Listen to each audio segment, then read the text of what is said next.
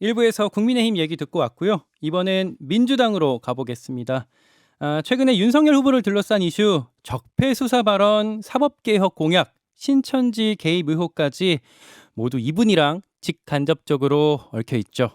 민주당 명예선대위원장 맡고 있는 추미애 전 법무부 장관 전화로 연결돼 있습니다. 추 장관님 나와 계시죠? 네, 안녕하세요. 예. 지금 대구에 계시는 건가요? 어제 이재명 후보 대구 유세하는 그 자리에 지원하시는 모습이 보이던데. 네, 어제 밤에 또 서울 그 강남 터미널 앞에서 합동 유세가 있어서 제가 또 올라왔습니다. 대구 유세부터 출발해서 서울까지 같이 뭐 동행을 하셨던 네, 거군요. 네, 고향이 대구시잖아요. 네. 대구 민심 요새 어떻습니까? 좀 많이 변화가 있습니까? 대구 백화점 앞에 정호경에 예. 이재명 후보가 오셨는데요. 수천 명이 운집을 해서 환호를 해 주셨고요. 예. 뭐 손피켓을 만들어서 오신 분들도 있었는데 눈에 띄는 게 신천지 대통령 노, 뭐 청와대 신천지. 국당 예. 노, 예. 검찰 제국 노 이런 피켓을 들고 오신 분도 눈에 띄었고요. 예. 우리 후보가 연설 중에 실용의 정치를 해온 경기도지사로서 유능한 경제 대통령이 돼서 대한민국 미래 선장이 되겠다. 예. 또 위기 극복 사령관이 되겠다. 이렇게 연설을 할 때 가장 박수도 컸고 호응이 높았습니다. 본격적으로 들어가 보겠습니다. 어제 네. 그 유세 동성로 유세하시는 거 잠깐 봤는데 네. 추미애 장관님도 방역 활동을 방해한 공직자가 어떻게 대통령이 됩니까? 이렇게 말씀을 하셨어요. 윤석열 네. 후보를 지칭한 얘기겠죠? 네. 그렇죠. 네. 그러니까 뭐 당시에 일부에서도 좀 저희가 전해드렸습니다만 압수수색 지시를 윤석열 후보가 뭐 거부했다 이렇게 이해하고 계신 걸까요? 네, 그건 뭐 잘 알려져 있지 않습니까? 예. 또 윤석열 후보가 관훈 토론에서 신천지에 대한 압수수색 영장을 자신이 기각하도록 했다 이렇게 했지 않습니까?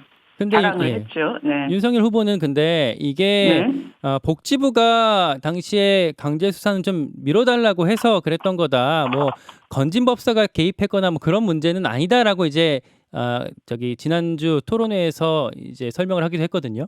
네. 그건 다 거짓말이고요. 여기서 문제는 이 법사의 조언을 듣고 특정 종교 때문에 예. 그 방역 협조를 거부한 것도 문제이지만 무엇보다 지도자가 되겠다는 사람이 거짓말하고 있다. 지속적으로 거짓말한다 하는 것이 가장 큰 문제라고 봅니다. 거짓말이라고 하려면 그 앞에 네. 말씀 주셨던 그 건진법사의 말을 듣고 당시 압수수색을 거부했다라는 이제 명제가 먼저 성립을 해야 될 것 같은데 네. 그게 이전에 뭐 세계일보 보도에서 뭐 그렇게 해석된다라는 그 의혹을 제기한 것 외에 뭐 다른 근거를 좀 드실 건 혹시 있으실까요? 뭐 법무부 장관 할 때 다른 뭐 조사를 해보셨다든지. 그 당시는 지금 그 국민의 안전과 생명이 경각에 달려 있는데, 예.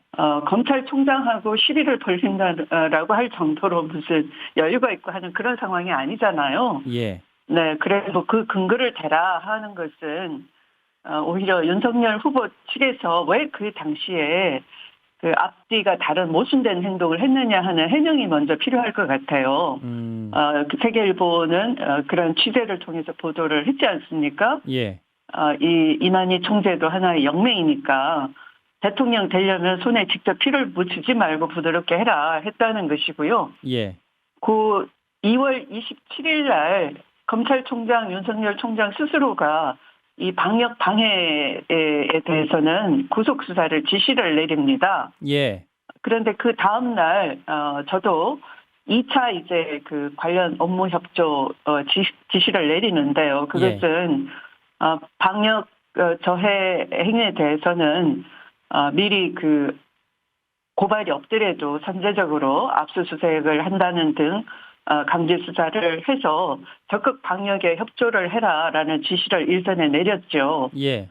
그런데 그날 바로 그 검찰총장이 직전 날에는 스스로가 본인이 구속 수사까지 지시를 한 본인이 갑자기 장관 지시가 내려가니까 압수수색 같은 강제 수사를 하려면 대금의 그 자신의 승인을 받아라 이렇게 예.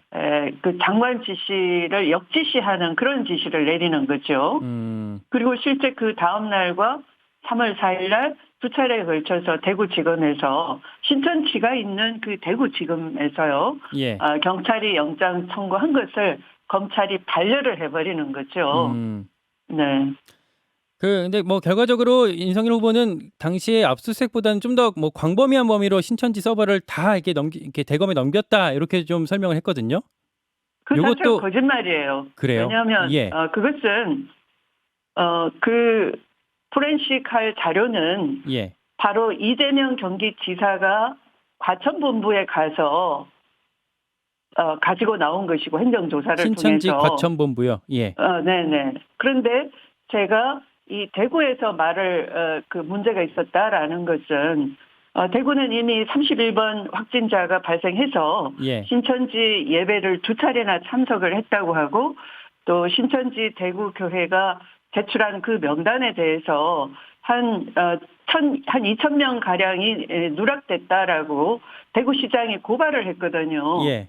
네, 그런 상황에서 경찰이 영장 신청한 것을 반려를 했는데 예. 신천지 대구 집회는 그 출입을 QR코드를 통해서 한다고 그래서 이 신도 명단과 별개로 예배 참석자가 누구인지가 중요한 거였죠.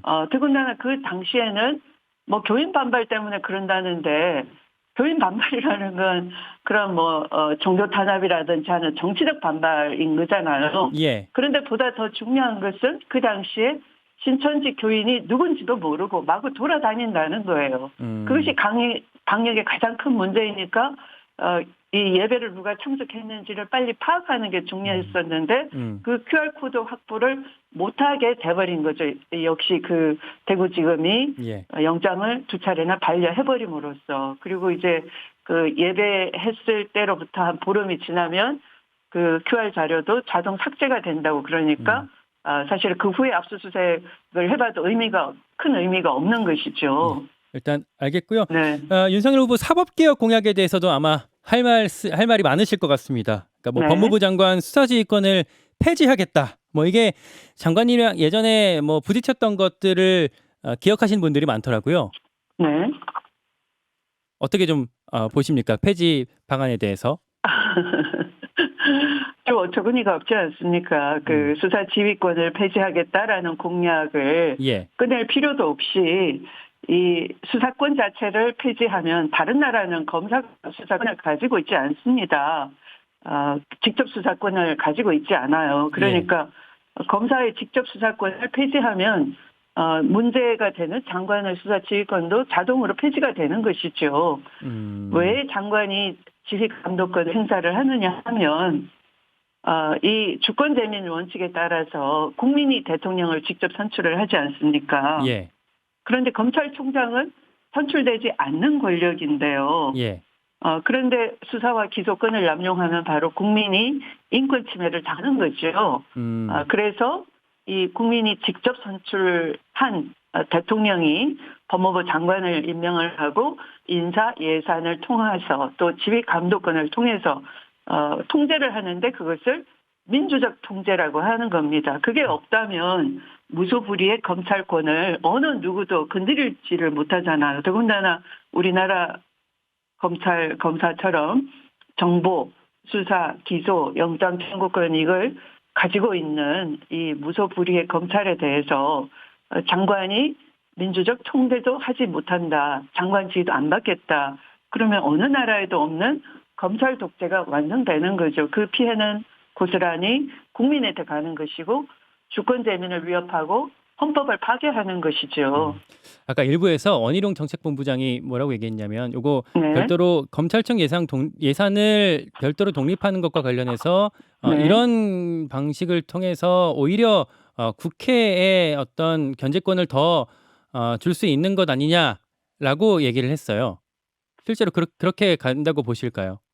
행정부의 그 외청이 법무부의 외청이 그 예산을 독립시켜 달라 하는 것은 헌법과 정부조직법에 맞지 않는 것이고요.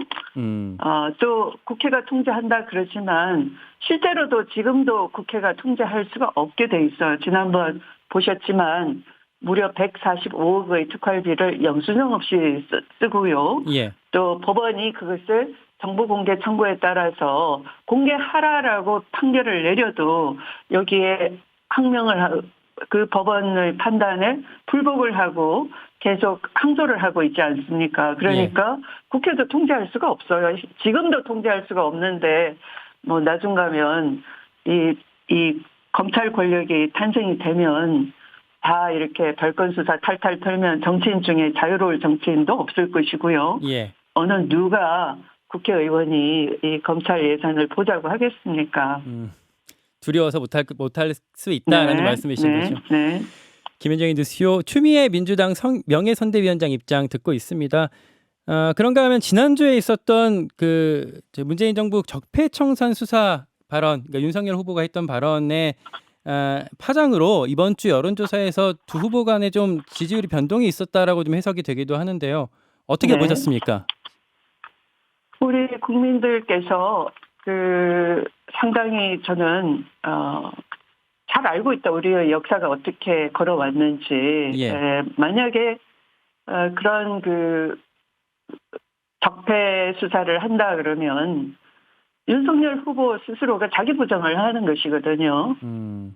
그리고 지금 뭐 검찰 독립성, 중립성 뭐 이런 거 자꾸 얘기를 하는데요. 예. 이미 이 검찰은 국민을 위해서 존재하는 것이야 되는데 예. 과거에는 독재 정권의 하수인이었지 않습니까? 예. 최근에 우병우 민정수석이 이제 5년간 뭐 앞으로 재판부의 판결에 의해서 앞으로 5년간은 변호사 사무실도 열 수 없다 돼 있는데요. 예. 그러나 여전히 검찰은 우병우, 최재경 라인을 이어서 지금 윤석열이 이 검찰 권력까지 넘보고 있는 것인데, 그러니까 검찰 독재 권력까지 넘보고 있는 것인데, 예. 이런 상황이 되면 이제 예를 들면 일제 고등 형사 시절을 예를 들 수 있을 것 같아요. 그 당시로 돌아가면 이제 유신 통치보다 더 무서운 검찰 파시오 국가가 될 수 있는 거겠죠. 그래서 이 보복 정치 또 스스로 그런 문재인 정권을 부정하면서 압박을 한다 하는 것에 대해서는 국민들이 상당히 공포감을 느끼고 있다. 저는 그렇게 생각합니다. 한간에는 이런 사법개혁 공약 관련해서 이렇게 네. 논란이 불거졌을 때 네. 이 프레임 자체가 이슈 자체가 과거에 있었던 뭐 추윤 갈등 뭐 이런 갈등의 프레임을 다시 띄우려고 하는 거다. 그래서 민주당한테 오히려 좀 이 논란이 계속 좀 불거졌을 때 불리할 수도 있다라는 얘기가 민주당 내부에서도 좀 나오는데 어떻게 좀 답하실 수 있겠습니까? 윤석열 후보 쪽의 현수막이 국민이 키운 윤석열 이렇게 돼 있더라고요. 예. 국민이 키웠습니까? 언론이 키웠죠. 오히려 추윤 갈등이라는 프레임 속에서 지금 보면 이미 이 검찰 쿠데타가 거의 임박했다라는 위기감을 느끼지 않습니까? 그런데 그걸 추윤 갈등으로 덜 씌워가지고 그 본질을 보지 못하니까 이제 다른 나라는 수사와 기소가 분리돼 있고 이걸 민주적으로 통제되고 검찰 권력이 남용되지 못하도록 하는 형사사법 체계를 갖고 있는데 우리는 지금 일제 고등 형사 시절로 돌아가겠구나. 오히려 잘못하면 유신 통치보다 더 무서운 오히려 무덤에 있는 전두환 대통령이 부러워하겠어요. 저렇게도 할 수 있구나 이렇게 생각할 것 같아요.